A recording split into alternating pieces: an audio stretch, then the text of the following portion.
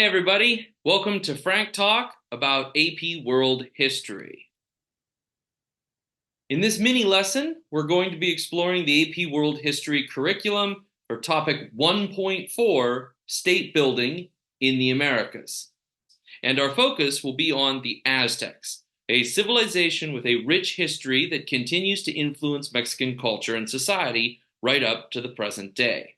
The AP curriculum recommends connecting topic 1.4 with the theme continuity and change. So in this mini lesson, I'm going to use the key question: what role did large structures play in the political and cultural development of the Aztec state? But before we get there, I'll provide you with some background information on the Aztecs. After that, I'll challenge you with a practice quiz to test your knowledge. And finally, we'll discuss how to craft an essay answer that would impress an AP or college level class. All right, let's head out into the field.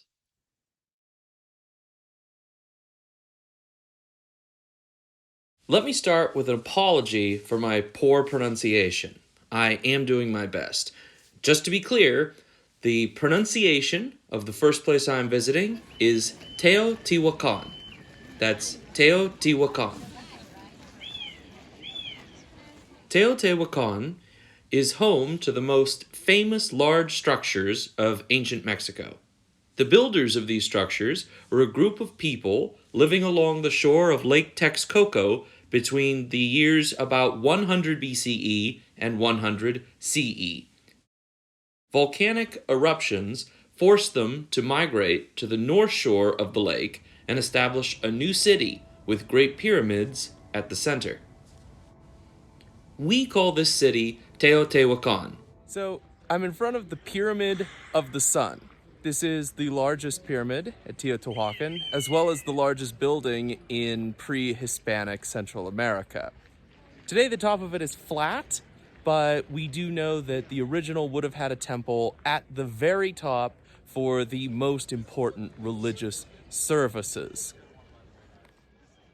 It was built around the year 100 and used up into the 600s, when this entire area was destroyed by fire and then abandoned. Behind me is the Pyramid of the Moon, the smaller of the two large pyramids out here. Starting around 2,000 years ago, this was the capital of central Mexico. This was the home of the Teotihuacan civilization that would endure for about 500 years. Teotihuacan was one of the largest cities of its age, though probably only about 25,000 people lived here around the year 100. So it doesn't seem very big relative to, for example, Rome, but very large for its time.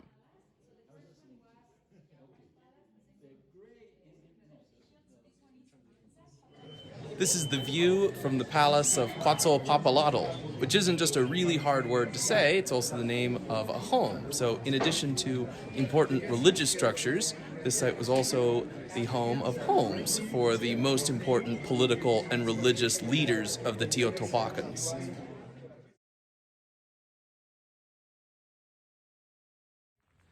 Last stop for the day is the Temple of Quetzalcoatl. Now, the Temple of the Sun and the Moon are back in the distance. Those were the religious heart of Teotihuacan. All of the most important religious ceremonies took place there.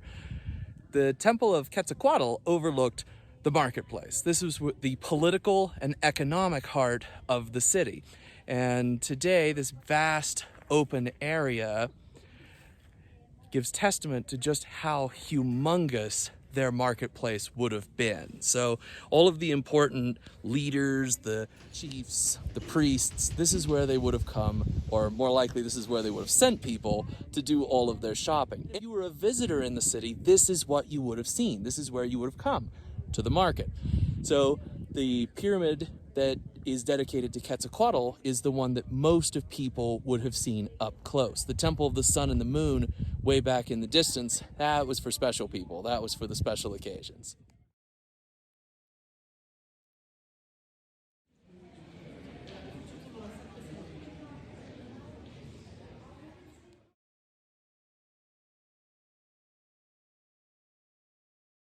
After 600 or 700 years, this civilization declined and died out, but people continued to live around and visit these great pyramids. When this area was abandoned by the Teotihuacans in the 7th century, it didn't just become completely abandoned. Other groups moved in over the years, including the Toltecs and the Mexicas. They were attracted by the giant monumental architecture and figured if you're going to pray to the gods, this is as good a place as any and better than most.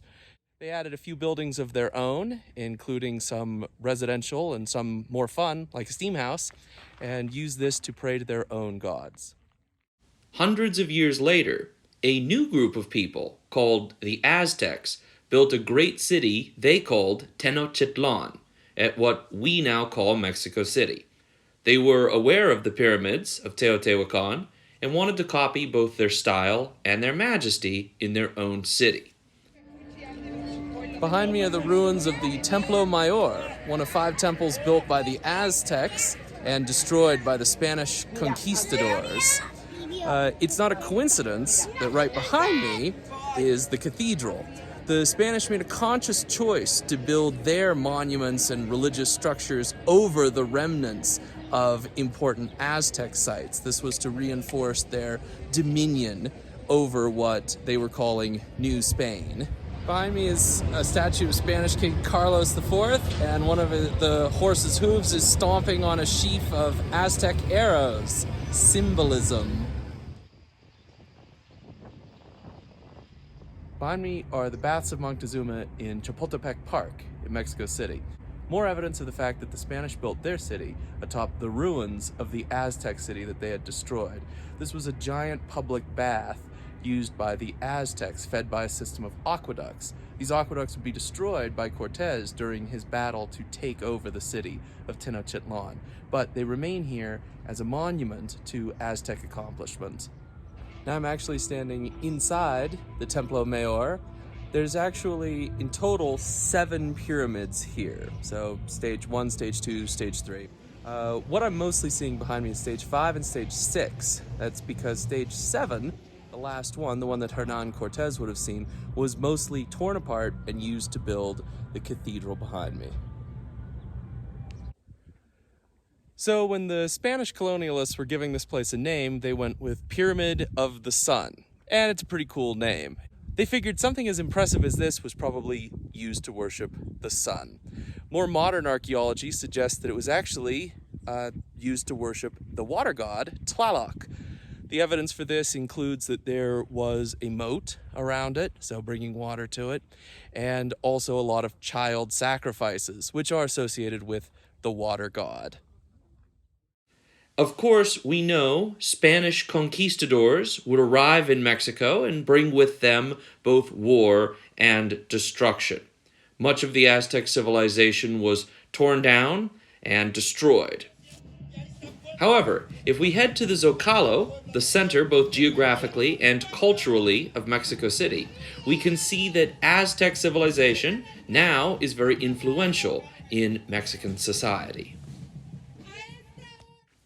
In modern times, Mexico has embraced and now celebrates its Aztec past. It incorporates Mexica motifs into its modern buildings and modern cultural symbols. This is inside of the Fine Art Museum.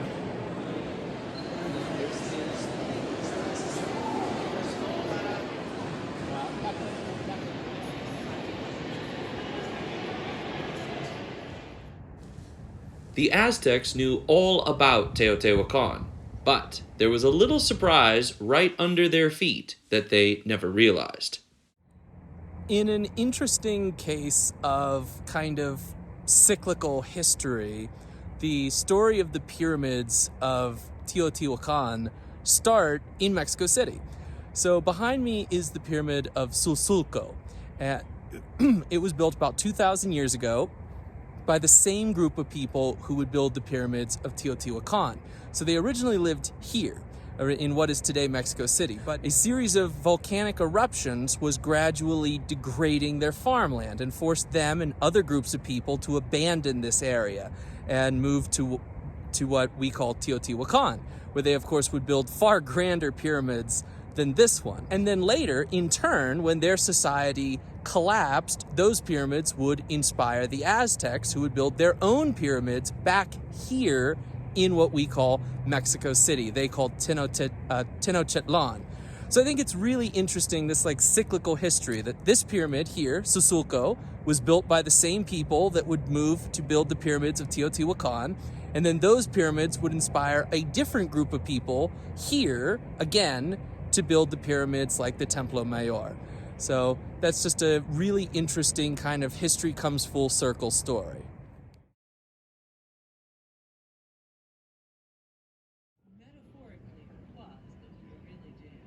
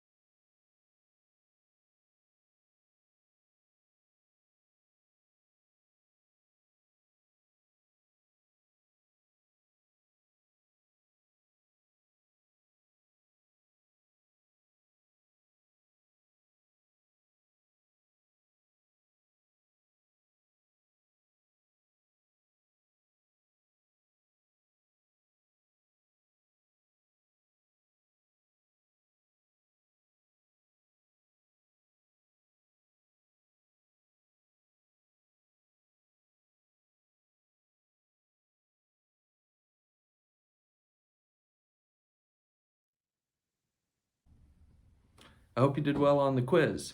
Now, just as a reminder, the key question was, what role did large structures play in the political and cultural development of the Aztec state? Let's see if we can develop some important ideas we're going to need to write an essay. Keep in mind that the theme for this topic is continuity and change. So when we're breaking down this question, we want to start with, okay, large structures. Well, what is the most obvious large structure that we looked at in the video today? Well, pyramids. Okay, so we're probably going to use pyramids in our answer. Now, when we talk about political and cultural development, well, what should we focus on there? Well, we've got a lot of choices, of course, but something that would be an easy connection would be that these pyramids represent spiritual power. They're building these pyramids because they are conduits for communicating with the gods. And so that spiritual cultural power, leaders can use it to represent worldly power.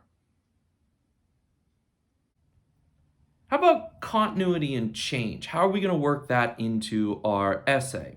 Well, for continuity, we can again come back to the pyramids. We see pyramids being built at Susulco, at Teotihuacan, back in Tenochtitlan.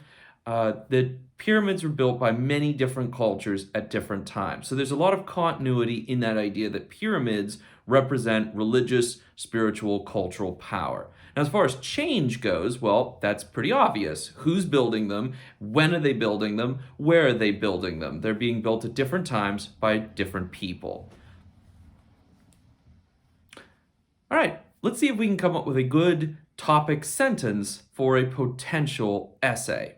I'm going to propose the Aztecs used large structures such as pyramids to indicate that they were now the dominant power in the area, and to connect their own power with the ancient authority of the Teotihuacan builders. That's a not perfect topic sentence, but it's a pretty good one.